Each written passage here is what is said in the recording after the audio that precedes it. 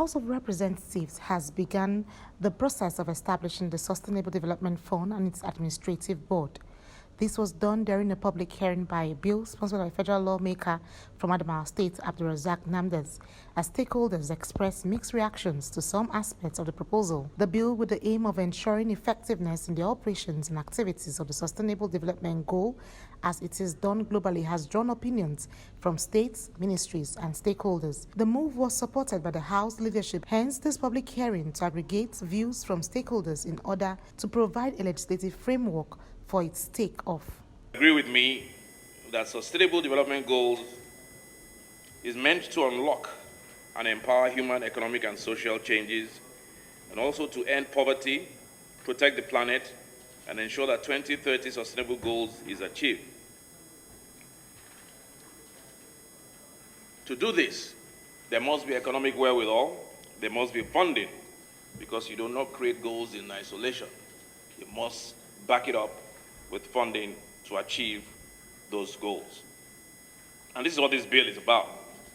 The bill is timely, and I hope the stakeholders have carefully looked into it and identified some benefits embedded in it, as it will increase productivity, waste minimization, full participation, and fair distribution of projects for development in Nigeria.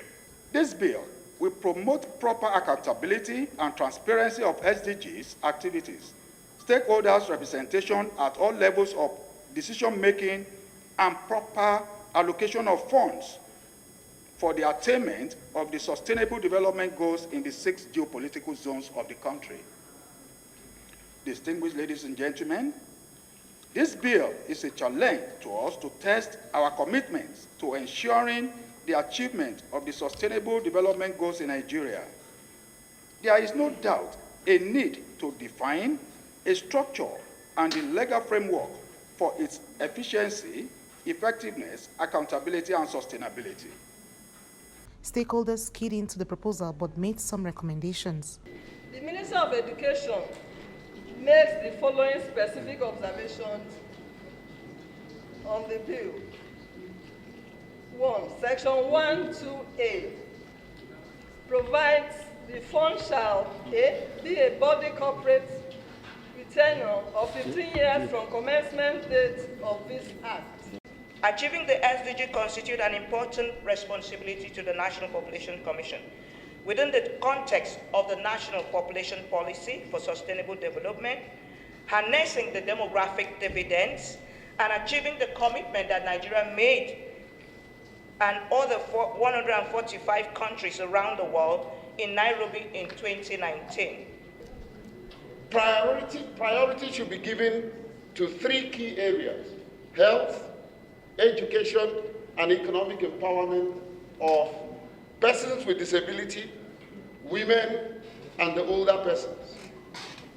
Number 2, the Sustainability Development Fund, when it comes into existence, especially the management board, I agree with the last speaker. A seasoned and well-versed development expert should head this board. We need to, and like I said, we need to take politics out of SDG. The proposed bill, however, suffered a little knock when the senior special advisor picked holes in the establishment of the administrative board. Following the observation and the review of the existing laws, programs already established on the purpose on subject matter outlined in the proposed bill, we have the view that what the bill seeks to legislate upon has been almost covered by other existing laws and institutional frameworks. It is our humble opinion that passing the bill into an act and the eventual establishment of SDG Management Board will result in proliferation of establishments which are not necessarily needed at this point in time. The bill, when finally passed and established, will be charged with the responsibility to impose, operate, and maintain the development goals in Nigeria. Annie T. Patrick, Core TV News, Abuja.